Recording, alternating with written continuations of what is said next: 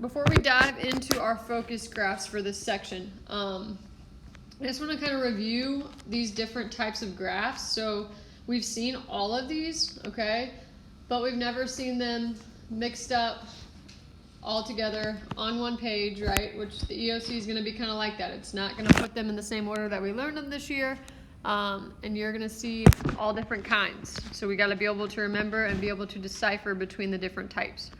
So the first type of graph we're going to talk about is a constant, okay? What a constant is, it is a straight horizontal line. A straight horizontal line. We should all be familiar with what a straight horizontal line looks like, okay? What slope does a horizontal line have? Zero. Good. Yep, zero slope there. Then we have a quadratic. What shape is a quadratic? U. Good. A U shape. It could be upside down too, right? The more technical term for this that we have talked about before, it's called a parabola. If you've heard me say that a little bit, or if you see that somewhere, it's the same thing as a quadratic. They're synonymous. Okay, then we have a quartic. Okay, we did see this briefly a couple sections back. These are the M or W shapes. M or W shapes. We talked about these when we talked about what we call multiplicity. Do you remember that? So if I go through the x-axis, that was an odd multiplicity, right? For instance, like y equals mx plus b, that goes through the x-axis. Okay, but if it was an even an even exponent or an even multiplicity, it bounced on that point, right? So kind of like a quadratic is x squared, and it bounces, okay? So an odd power goes through and an even power bounces. So that's when we saw those quartic shapes, okay? Then we talk about cube roots. So this was our cube root square root unit that we had, okay? And don't get these confused with what an actual cubic is, which we're going to talk about here in a second. But a cube root is just going to be a horizontal squiggly line is what we're going to call it. And I'll show you what I mean. A horizontal squiggle. It's a fun word to say. Okay, what I mean by that, it was these things right here. Remember those? So do you see how the arrows, they're not going perfectly horizontal, but they're going out to the left and to the right, okay? Technically, these still have a range of negative infinity, positive infinity too, because they're going up and down forever, but they are more horizontal as far as the direction that they're pointing, okay? Then we have exponentials. We just did these here recently. What were those? Tell me about them. They ramp up, yeah. No starting point. And I like the way you worded that. They can ramp up. They could also ramp down though, right? But yeah, they're like a ramp. That's a really good description. What kind of asymptote did an exponential have? No, it did have one. So think if it's a ramp, what was that asymptote? Horizontal. It was a horizontal asymptote. Horizontal asymptote.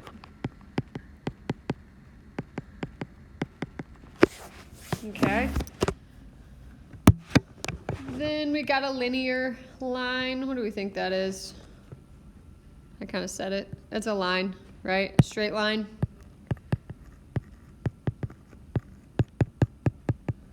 It's going to have a slope. Okay. Next up, we have cubic. Okay, so the difference between a cube root and a cubic. Okay, cubic is like x to the third power, right? It's to the third power. If I have a cube root, that's to the 1/3 power. Okay, that's what that cube root symbol means, is taking something to the 1/3 power. Okay, so there is a difference. However, their graphs do look kind of similar. This one's going to be a vertical squiggle, so you've got to be able to know the difference. A vertical squiggle, and what I mean by that, these look kind of, ooh, that was not good. These look kind of like this.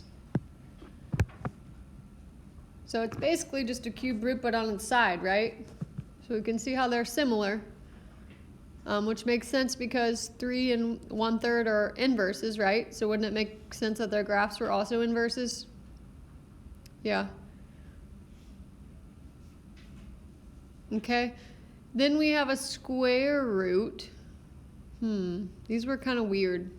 They were a little bit different. Anybody remember what these look like?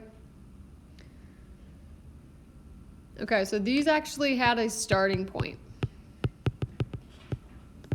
These had a starting point, and then they curved up or down from there. They did not go to infinity though, right? Or they didn't go from negative infinity to positive infinity for the domain or the range, because again, it's got a starting point, so it has a place that it's beginning, okay? We'll look at these here later on too. And again, the reason that they have a starting point is just because not all values can go under a square root, right? What kind of values can we not put under a square root to get our whole number back out? Not points, negatives, right? We can't take square roots of a negative, okay? So that's why. That's why this is only a part of a graph. It's not the whole thing because it's not defined for negative values. Okay, then we have what we call a rational. We also have seen these, kind of the fancier term for this is called a hyperbola. Anybody remember what these look like? They were weird too. This was a while back. So these were actually opposite quadrant graphs.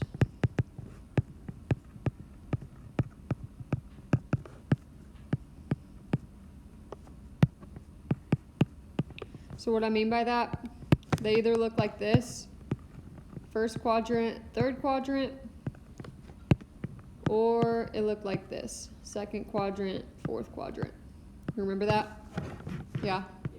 Okay. These ones had horizontal and vertical asymptotes, if we remember, right? Yeah? So we could put that, HA and VA. It's got them both. Okay, and then last but not least for this page, we got logarithmic. We just recently did those. What do those look like?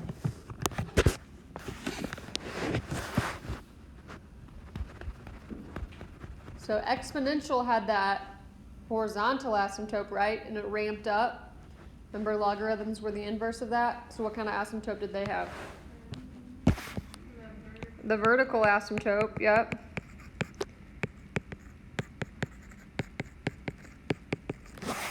They did not have a starting point, right? So don't get those confused with square roots. No start point, but they did curve up or down.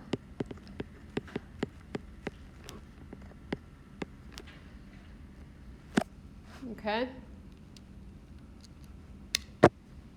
Questions on those? Okay, here's what I want you to do.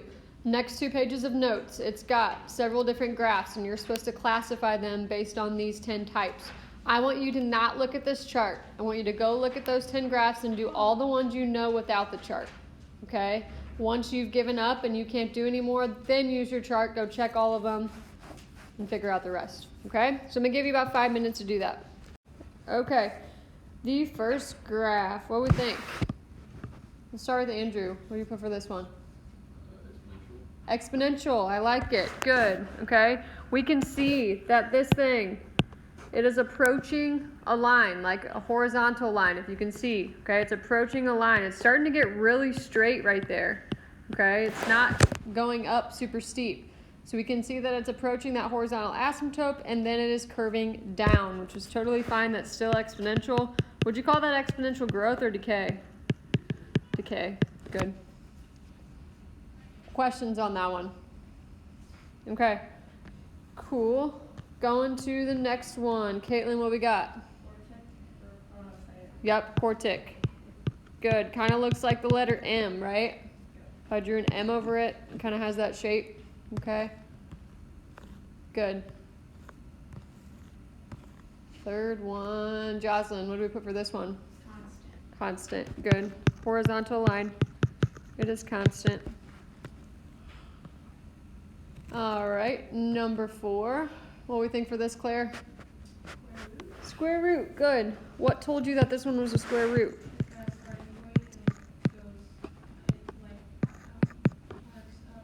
Yeah, good. Starting point, it arcs up, okay? Good deal. So it's only a part of the graph, so it's a square root.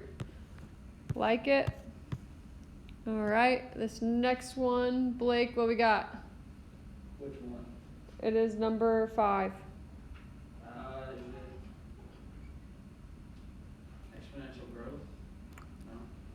No. Is this, look up here on the board, is that the one you're looking at? Yeah. Yeah. It's close to exponential, but it's not exponential. It's actually the inverse of an exponential. Somebody help them out. What'd you put? Logarithmic. Yep, it's a log, okay? Difference between exponential and log is the asymptote. Okay, we can see if we watch this thing, if we watch where that line is approaching, it is approaching a vertical asymptote, right? And then it's going out to the right. So this one is a logarithmic. Good. Perfect. Okay, number 6, Carter, what'd you put for this one? What'd you say? Cube root. Good. Why is it a cube root and not a cubic? Yeah, it's horizontal. It's more of a horizontal shape. If I drew little arrows at the ends, we can see that those are headed towards a horizontal direction. Perfect. Nathan, what about the next one? Cubic. Okay. Cubic. We can see that the arrows are actually going a little more vertical now, right? That's the difference there. Cool. Back to Andrew. Rational. Okay, that one was where we had the opposite quadrants. Good. Any questions on this front page? Nope, we good? Okay, moving right along. Page 2. Back to you, Caitlin, the first one. You didn't know there was a second page? No. Okay. Did anyone else know there was a second page? I noticed the second page. You did notice? I was like, wait, Okay. I'm done. And then, oh, wait, no, Jocelyn, what'd you put for the first one? there's log. Log. Good. Another log. Okay. Those have a what kind of asymptote? Vertical. Perfect. Let me zoom in a little bit. There we go. All right. Back to Claire. What'd you put for this one? You didn't get to that one? No. Caitlin, would you? Quartic. Quartic? Ooh. It's not really a W or an M though, because it's not ending in the same direction. It's like the vertical squiggle. The vertical squiggle one. What do we call it? Yeah. Cubic. Yep, not a cube root. Cubic. Good. The arrows are going vertically. Don't get it confused with the quartic though. If it was a quartic, it would be both arrows. It'd either be a W like this, okay, or it would be like an M like this, okay? Those arrows are going to end in the same direction, so don't get those confused. But good job. Okay, and moving right along. Who are we up to? Blake, what'd you put for this one? I didn't know there was a back. You didn't know there was a back? Carter, did you know there was a back? No, but It's linear, I agree. It's definitely linear. Nathan, you know this one? Quadratic, perfect. It's an upside down U shape. We spent a lot of time on those, right? Probably the most time out of all of them we spent on quadratics. So that's definitely going to be on that EOC. It's definitely going to be on this unit test. Okay, second to last one. What we got? Rational. Another rational. Cool. And who wants to take the last one? Linear. Cool. How do we feel about those? Pretty good? We feel better? What do you think is the most difficult? Remembering the names. Remembering the names? Remembering all the names. Like, I could remember, like, I remember like vertical squiggle, but it's kind of took me a little Mhm. bit like remember cubic. I Yeah. identified by another name. Okay. But do we remember most of them, at least? Yeah. Yeah? Okay. Cool. All right, so there are 3 main graphs that we are going to be focusing on today, okay? My goal for you is by the time that you walk out of this room today, I need you to know how to graph all 3 of these, and I need you to know all of the characteristics about them, okay? That's the goal for today. So we're going to do one example of each together, and then we're going straight to the homework today, okay? Because I'm going to be walking around. I'm going to be making sure that you guys understand these and helping you if you need help, okay? So very first one is absolute value function. We haven't talked about this one yet today. This was probably, I think this was one of the first things we ever graphed, besides maybe composite functions. What do absolute values look like? I remember. Like the line. Looks like a letter. B. V. Yeah, these are V shape. V shape. Think value, absolute value, V shape. Okay. They can be upside down too, right? Could be an upside down V, look like a carrot kind of. Okay. Domain on an absolute value was always, always, always what? Like negative infinity. Yep. Negative infinity, positive infinity. They always went left forever, right forever. Always, always, always. Okay, what about the range? Was it negative infinity, positive infinity, or do these have a starting or a stopping point? If it's a V shape, is it going on forever in both directions, up and down? No. Think about the vertex. Don't we stop at that vertex? So think about a V or an upside down V. I'm not going to go above or below either one of those vertexes, right? Depending on which one it is. Okay. So when we talked about vertex, we talked about it being H comma K, right? And H was deceiving. It was always, we had to flip the sign of it. Okay. So when we talk about range, are we dealing with the H value or the K value? K, because it's Y, right? So for the range, you either had negative infinity to K or you had K to infinity, just depending on if that V was upside down or right side up. Okay, we do bottom to top for range. Coming back to us now? Okay. All right, square root functions. This was not even in the same section as absolute value, but again, these are all out of order, and that's okay because that's how they're going to be on the EOC, and that's how they were on the ACT too, I'm sure. Okay, so square root functions. We just talked about these. What do these look like? They were the weird ones. Go back to your table. Starting point curved up and Yep, they have a starting point. That's the big thing. They have a starting point. They curve up or they curve down, but they always have a starting point.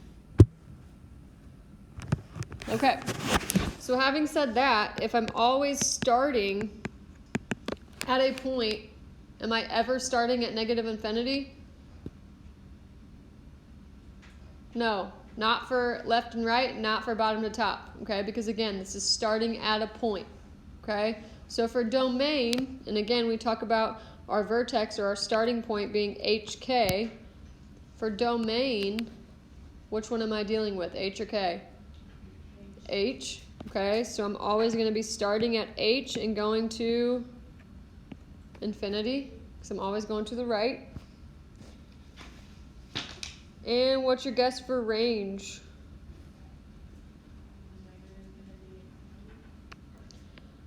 They got a starting point though. So are they going to go up and down forever? Where are they going to start? Not at H, but at K. Okay. So that's one option. It can also go, if it's curving down, it's from negative infinity to K. Because again, we start from bottom to top. Okay, and this will make more sense whenever we do these. So what you need to write down, negative infinity to K or K to infinity. So same as absolute value as far as range goes. Does that make sense? Because again, these are what this looks like. It goes like this or it goes like this. So we can see that the one I just drew on top, the range of that would be K to positive infinity because it's going up forever. The one I drew on bottom, it would be negative infinity to K. Okay. Last but not least, focus graph for today. Cube root functions. Cube root functions. Fun stuff here, okay? What did these look like? Horizontal squiggle, you got it. These were the horizontal squiggles. I can take the cube root of a positive and a negative number, right?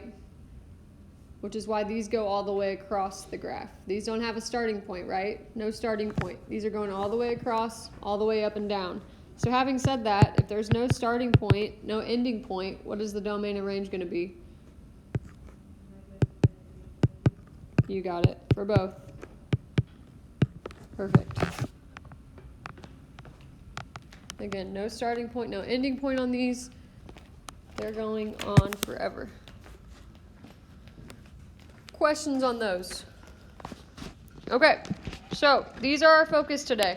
And again, the one difference of today compared to the graphing units that we've done before is that we are using Desmos. Okay, we're using this to our advantage. So we're going to start off, we're going to start with this first absolute value one. Okay, looking at this equation here, I don't want to graph that by hand, okay, because I don't have to. So what I'm going to do is I'm going to go ahead and flip to Desmos. So I'm going to pause this video. Okay, so Desmos gave me that vertex, 2, -6. So I'm going to go ahead and plot that. Back when we did this by hand, our vertex was just -HK. Is 2, -6 the same as that? Yep, it is. Okay. Next thing we would do if we were graphing this by hand is we'd use the slope of 3 and we'd go up 3 over 1 and reflect it, and we get our next 2 points. If I go click on those same points on Desmos, it'll give me, so Desmos gave me 0, 0, and it gave me 4, 0. So again, it gave me the x-intercepts, so I just have to go find them,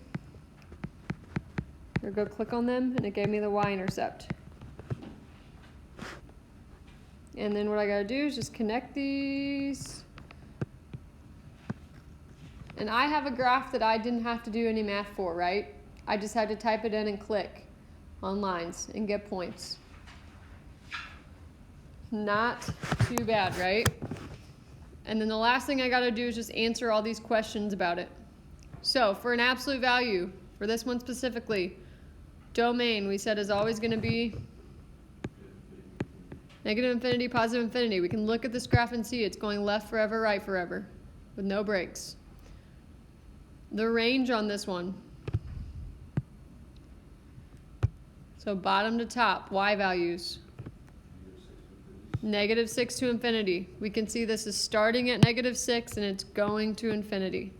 Bottom to top. If you need to write that down, do so. You have to do the bracket things for the numbers. You're right. Yep, that should have been a bracket. Good call. Because it's equal to -6 too. Okay. Does this have asymptotes or holes? Had we even talked about asymptotes or holes at this point? No, we had not. It does not have those. So don't overthink it. Okay. So for the limits, we copy down our x values of our domain, negative infinity, positive infinity. Okay, if we follow this thing, as we go left, as x approaches negative infinity, y is going up forever, so that we call that infinity. As x goes to the right, y is going up forever. We also call that infinity. If you remember when we learned these, they always match, right? An absolute value, both sides are either always going to infinity or they're always going down to negative infinity. So those should always match if you have them. Okay, relative extrema, max and min. Okay, these are only if we have hills and valleys, right? Okay, so if we look here, what do we have? Is this a hill or a valley? It's a valley, right? It's a low point. So what do we call that? Min, right? A minimum. Okay, a minimum is a low point. A maximum is a high point. Okay, think about the happiest time of your life, right? Call that your max. If you're at a low point, that's a min. Kind of a bad example, but you get it. Okay, so for the minimum, what point do you write? 6. No, gotta be a coordinate. 2, -6. 2, -6. No max. And then we got the intervals. Okay, this is important. This is one thing I would say we probably mess up on the most when it comes to these graphing units. Okay, when we're talking about intervals, we are talking about the pathway. Okay, the pathway on x that you're going up or down on y. And what I mean by that, okay? If I look, far left is negative infinity, right? Yep. Far right is positive infinity. That vertex point is where I'm changing direction on this graph. Would you agree? Okay? What number is that line of symmetry I just drew? What is that going through on x? 2. Okay? That's the number you need in your interval. Okay? So if we look here, if I follow this thing from start of this graph, the start of this arrow right here, you can see I'm going down from negative infinity to 2. That's my decreasing interval. Negative infinity to 2. Then from 2 to infinity, I'm going up. So I'm increasing. Does that make sense? Okay, a lot of us are still, if this was a quiz right now or a test, you'd get the intervals right. You'd know which one was decreasing and which one was increasing, but instead of putting a 2 in here, you'd put a -6. Don't put the y value, because it's an x interval. Does that make sense? It's x values, okay? Just like, for instance, this goes back to some of the other graphs we've been graphing recently, where we just copy the domain down to the interval if the whole thing is increasing or the whole thing's decreasing. Remember, we always copy the domain. Domain is x's, right? Okay? There's never going to be a y value in these intervals. It's just going to be your x value. Okay. How we feel about these? What's hard about these? I think it's like knowing which, like graph, like the line type it is, like the V or the. Mm-hmm. How can we always look at this and know that, like if I looked at that equation, how could I always know it's going to be an absolute value? The lines on the x minus 2. Yeah, the bars. Yeah. Okay? And if we think about the bars and we think if we put those together, we could make a letter V, would that be kind of a good little reminder? Okay, so it's just really studying and knowing that that kind of graph goes with that kind of equation. Okay? The bars go with absolute value. It's a V shape. We know the domain. We know the range. What else? What else is difficult? We feel good about everything? Can we move forward? Any questions? Okay. We're going to go ahead and do the next, the first square root one. We're going to skip the other absolute value one. We're just going to do one of each. Okay, so again, Desmos is my best friend here. I'm not graphing this by hand, so I'm typing this in. Desmos told me that my starting point was 2, 4. So I'm putting a point right there. I need a couple more points though, okay, in order to graph this. So let's go find some more.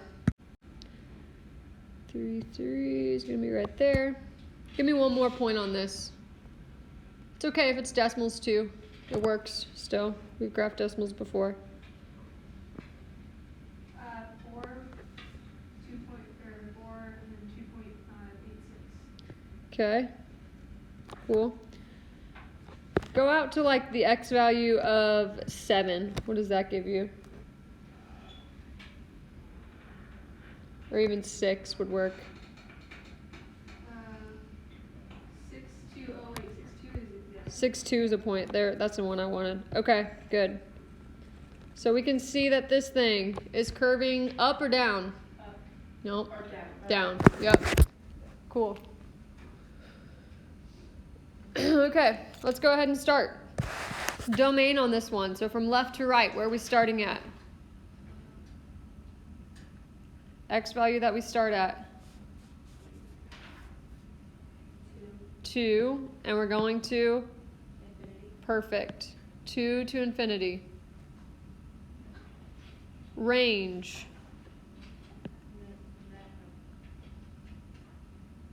Bottom to top. Uh-huh. 2. To what? 2, 4. Perfect. We all agree that those are right. Yeah. Okay. Make sure we see that this is going down forever. Even though it's gradually going down, it's still going down. And then it's ending right here at the 4. This is never going to get above this 4 right here. Okay. Asymptotes or holes. Do we have any? No, we hadn't even talked about those when we graphed this unit. Okay? Don't have those. Limits. Okay? Again, we copy down the domain. This time it's to infinity. So if I follow this thing to the left, so as I approach 2 going to the left, This thing stops at the number 4 on y. Okay? As I approach infinity to the right, this thing is going down forever, we said. So that's approaching negative infinity.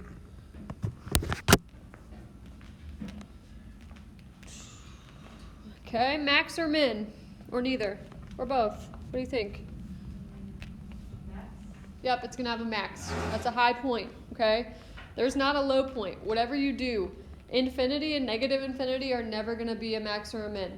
Don't you ever put that, because infinity is not a point. I absolutely have no idea where that is. It's not a number, okay? It's all the way up in space. It's far beyond where we can even see it, okay? We don't know what that number is. We don't know what the highest number in the world is, okay? So, therefore, we cannot put infinity as max or min. You said we do have a max, though, and what point is that at? 2, 4. Perfect, and there's no min. Okay, increasing interval. Is this increasing? No. Decreasing interval. 2, 8, right? 2 comma I mean, infinity. infinity. I think you probably wrote your infinity a little vertical.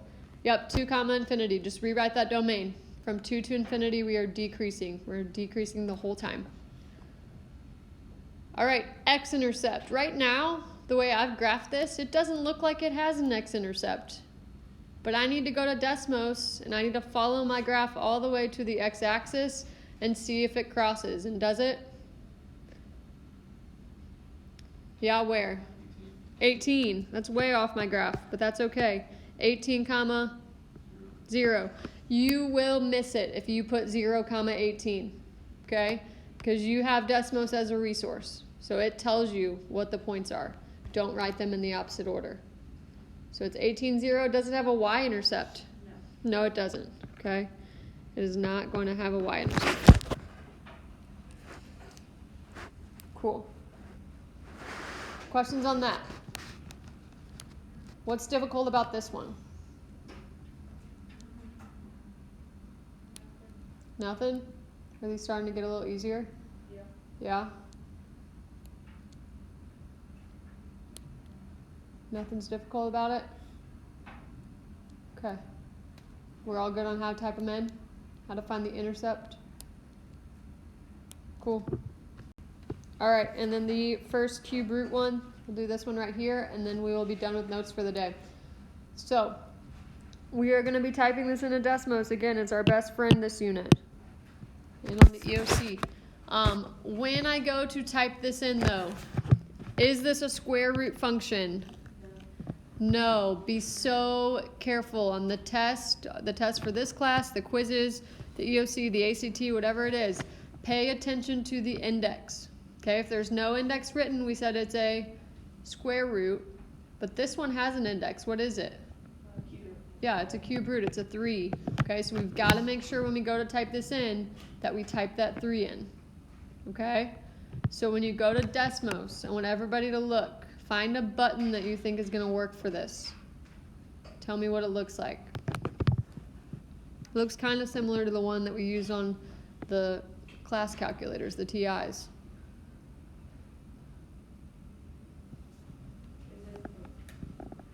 Is it a miscellaneous? I think so. It's got an N. Perfect. Yeah, so if you remember on our TI calculators, it was this button right here. Okay, just the regular class calculators that we use. So this one on Desmos, it looks similar, but instead of an X, it's got an N. Okay, it means the same thing. They're just putting in a different variable. Okay, and I believe, yeah, it's under like that very last tab. I think on the EOC calculator, it's under miscellaneous. On the actual Desmos.com, it might be something different. Let's go check. -1, -2. Okay.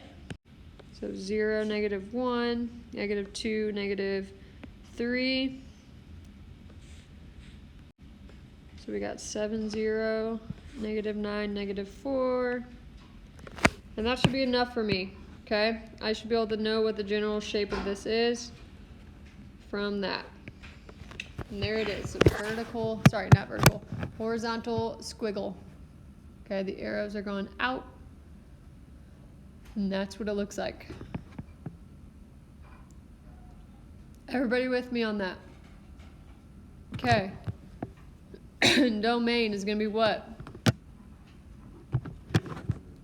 Yep, negative infinity, positive infinity. Left forever, right forever. No breaks. Range? Up and down forever. Negative infinity, positive infinity. Asymptotes or holes? None. Nope. This thing's going on forever. It doesn't have any breaks. Limits, we recopy our domain down here. Okay, as we go to the left here towards negative infinity, as x approaches negative infinity, y is going, it's also going to negative infinity, it's going down. And as x goes to the right, y is going up, positive infinity. Is this thing going to have a max or a min? Nope, it is not. No hills, no valleys, just an upward slope, right? Not a constant slope, but upward. Okay. Increasing interval? Negative infinity. Yep, the whole time, right? So is it ever decreasing